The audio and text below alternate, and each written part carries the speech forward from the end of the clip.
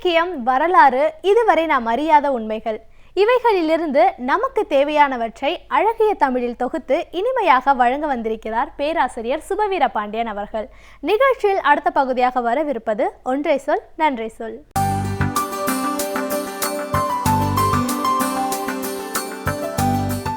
அனைவருக்கும் வணக்கம். நாட்டில் எத்தனையோ சிக்கல்கள் இருக்கின்றன. விலைவாசி, வெள்ளம் என்று பல்வேறு பிரச்சனைகளில் மக்கள் சிக்கி தவித்து கொண்டிருக்கும் நேரத்தில் அவை எல்லாவற்றையும் விட்டுவிட்டு தேவையில்லாத, விவாதிக்கப்பட வேண்டாத பல பிரச்சனைகள்தான் இன்று நாட்டிலும் ஏட்டிலும் பேசப்பட்டு கொண்டிருக்கிறது.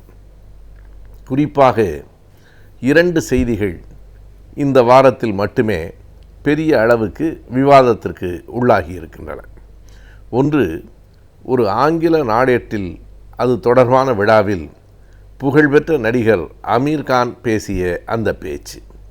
இன்னொன்று, கர்நாடகத்தில் திப்பு சுல்தானினுடைய பிறந்தநாள் விழாவை கொண்டாடலாமா கூடாதா என்கிற விவாதம். இவை இரண்டுமே நாட்டிற்கு இன்றைக்கு மிக தேவையானவை என்று யாரும் சொல்ல முடியாது. ஆனால் இரண்டும் பெரிய சிக்கல்களாக ஆக்கப்பட்டு அதற்கான வன்முறைகள், ஆர்ப்பாட்டங்கள், எதிர்ப்புகள், அதற்கு பதிலடி என்று இன்றைக்கு நாடு இது பற்றி பேசி கொண்டிருக்கிறது. ஏன் பேச வேண்டியவைகள் இருக்கிற போது இதை பற்றி பேசுகிறோம் என்றால், ஒருவேளை அது பற்றி பேசாமல் இருப்பதற்காகத்தான் இது பற்றி பேசுகிறார்களோ என்றும் எண்ணத் தோன்றுகிறது. இதனைத்தான் திசை திருப்புதல் என்று சொல்லுவார்கள். எங்கே உண்மையான சிக்கல் இருக்கிறதோ அங்கே மக்களினுடைய கவனம் போய்விடாமல் வேறு இடத்தை நோக்கி கவனத்தை திருப்புவதாகத்தான் இவை இருக்கிறது. அமீர்கான் சொன்னதெல்லாம் பெரிதாக ஒன்றுமில்லை. செய்தித்தாள்களை பார்த்தால் அன்றாடம் பல்வேறு விதமான வன்முறை நிகழ்வுகள்தான் இருக்கின்றன. நாட்டில் சகிப்புத்தன்மை குறைந்து கொண்டே போகிறது. பேசாமல் இந்த நாட்டை விட்டு வெளியேறிவிடலாமா என்று என் மனைவி கேட்கிறார் என்பதுதான் நடிகர் அமீர்கானினுடைய கூற்று. இதை ஏற்கலாம், ஏற்க மறுக்கலாம். நாட்டில் இருப்பதும் நாட்டை விட்டு வெளியேறுவதும் அவருடைய விருப்பம். ஆனால் இப்படி அவர் சொன்னது இந்தியாவில் சகிப்புத்தன்மை இல்லை என்பதாக சொல்வதாக இருக்கிறது. இப்படி சொல்லுவதன் மூலம் இந்தியாவை இழிவுபடுத்தி விட்டார் என்றெல்லாம் மத்திய அமைச்சர்கள் தொடங்கி சாதாரண அந்த ஆளும் கட்சியின் தொண்டர்கள் வரையில் அதனை பெரிதாக ஆக்கி உத்தரப்பிரதேசத்திலே இதற்காக ஒரு பெரிய ஆர்ப்பாட்டத்தையே நடத்தி இந்தியா முழுவதும் அமீர்கானுக்கு எதிரான ஒரு போக்கை வளர்க்க வேண்டும் என்று கருதுவது அமீர்கான் சொல்லியிருக்கிற சகிப்புத்தன்மையற்ற நிலை நாட்டில் வளர்ந்து கொண்டிருக்கிறது என்பதை உண்மையாக ஆக்குவதாக இருக்கிறது. எதிர்கருத்து சொல்வதிலே யாருக்கும் மாற்று எண்ணம் இல்லை. சொல்லலாம், அமீர்கான் இப்படி சொல்லியிருக்கக்கூடாது சொல்லலாம், அல்லது அவர் சொன்னதுதான் சரி என்றும் அதனை ஏற்கலாம். இரண்டும் நடந்து கொண்டிருக்கின்றன.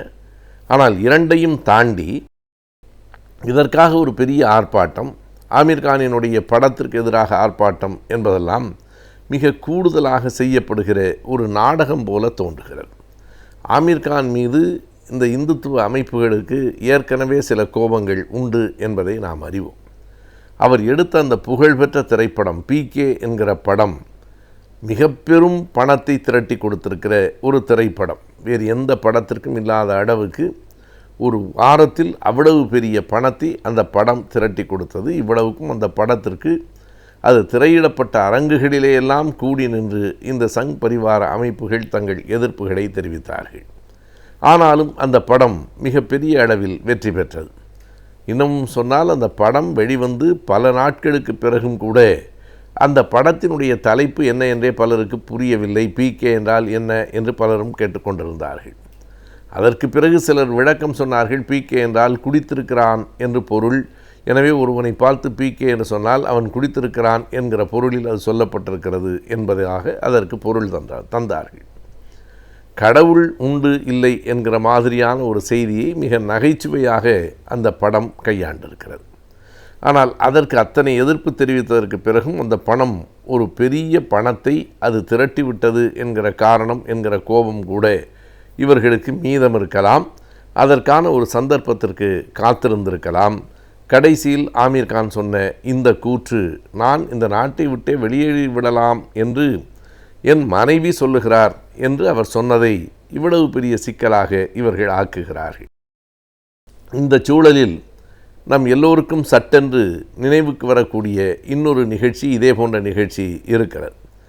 ஒரு தமிழ் திரைப்படம் வெளியில் வந்தபோது அதற்கு கடுமையான எதிர்ப்புகள் தொடங்கிய நேரத்தில் புகழ்பெற்ற நடிகரான கமலஹாசன் இதே செய்தியை சொன்னார். இப்படியெல்லாம் நடக்குமானால் நாட்டை விட்டு வெளியேறுவதை தவிர எனக்கு வேறு வழி இல்லை என்று சொன்னார். இதுவும் ஏறத்தாழ அந்த மனநிலையில் சொல்லப்பட்டது தான். எனவே நாட்டை விட்டு வெளியேறலாம் என்று தோன்றுகிறது என்று சொன்னால் உடனே பாகிஸ்தானுக்கு போ என்று சொல்லுவது இந்தியாவை விட்டால் பாகிஸ்தான் தான் இருக்கிறது என்பது போலவும், உலகத்தில் வேறு நாடுகளே இல்லை என்பது போலவும் இருக்கிறது என்பதோடு மட்டுமில்லாமல் ஆமீர் கானை வெறும் இஸ்லாமியராக பார்க்கிற ஒரு பார்வையும் இந்த எதிர்ப்பில் இருக்கிறது. எனவே அவர் இஸ்லாமியர் என்றால் பாகிஸ்தானுக்கு போய்விட வேண்டும் என்று சொல்லுவதும், இங்கே ஒரு பீகாரில் நடைபெற்ற தேர்தலிலே கூட எதிர்க்கட்சிகள் வெற்றி பெற்றால் பாகிஸ்தானில் பட்டாசு வெடிப்பார்கள் என்று ஒரு கட்சியின் தலைவர் சொல்லுவதும் எல்லாம் அடிப்படையில் ஒரு சகிப்புத்தன்மையற்ற நிலையைத்தான் காட்டுகிறது. இது ஒரு பக்கம் என்றால், திப்பு சுல்தான் வெள்ளையரை எதிர்த்து போரிட்ட ஒரு மாவீரன். தமிழ்நாட்டிலே வீரபாண்டிய கட்டபொம்மன் ஆண்டு கொண்டிருந்த அந்த காலகட்டத்தை சார்ந்தவர் தான் திப்பு சுல்தான். ஹைதர் அலி என்கிற மன்னனினுடைய மகனாக பிறந்து 28 வயதில் ஆட்சி பொறுப்புக்கு வந்து 17 ஆண்டு காலம் ஆட்சியில் இருந்து மிக கடுமையாக வெள்ளையர்களை எதிர்த்து விரட்டிய ஒரு போர் வீரன் அந்த மாவீரன் திப்பு சுல்தான். இறுதியாக அவன் வெள்ளையர்களால் கொல்லப்பட்டான்.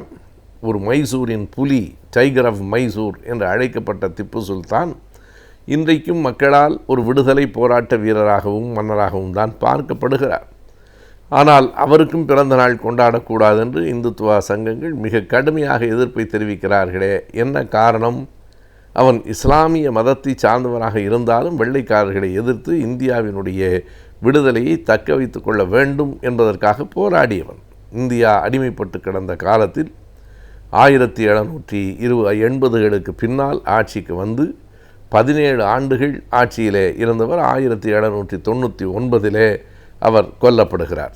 அது ஏறத்தாழ வீரபாண்டிய கட்டபொம்மன் தூக்கிலிடப்பட்ட காலம்.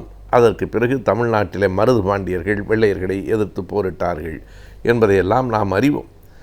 எனவே அவரை எதிர்த்து போராடுவது ஒரு இஸ்லாமியரை எதிர்த்து போராடுவதாக இவர்கள் கருதினார். ஒரு விடுதலை போராட்ட வீரனை எதிர்த்து போராடியதாகத்தான் அது ஆகும். ஏன் திப்பு சுல்தானை எதிர்க்கிறார்கள் என்பதற்கு ஆழ்ந்து உள்ளே போனால் இன்னும் பல காரணங்கள் உண்டு. நிலமற்ற ஏழைகளுக்கெல்லாம் சதுர்வேதி மங்கலம் என்று புரோகிதர்களுக்கு கொடுக்கப்பட்ட நிலத்தை பறித்து திப்பு சுல்தான் கொடுத்தார் என்பதுதான் அதற்கு உள்ளாக இருக்கக்கூடிய ஒரே காரணமாக இருக்க முடியும். எனவே இவைகளை பற்றியெல்லாம் தொடர்ந்து விவாதித்து கொண்டே இருப்பது தேசம் செல்ல வேண்டிய வளர்ச்சி பாதைக்கு மாறாக தேசம் மோதல் பாதையை நோக்கி போவதற்கு மட்டுமே வழிவகுக்கும்.